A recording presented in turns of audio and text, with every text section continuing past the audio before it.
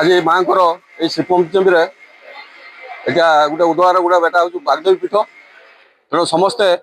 ये अंचलवासी चाह बसता कि भाव में पूजा पूजा दिन को अपेक्षा करते पिलामान समस्त जो खड़ी छुआ आरंभ कर माँ को पाखे मनस्कामना जनवाई पुष्पांजलि अर्पण करती तेणु कमिटर मेम्बर मैंने समस्त सकाल तत्पर अच्छा तेणु नना मैंने भी समस्त भक्त मान पूजा अर्चना कर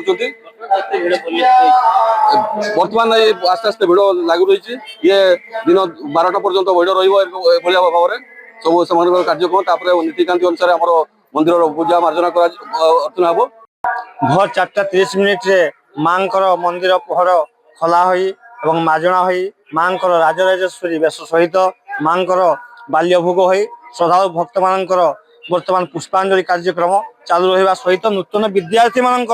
विद्यारंभ निमंते खड़ी छुआ कार्यक्रम चालू रही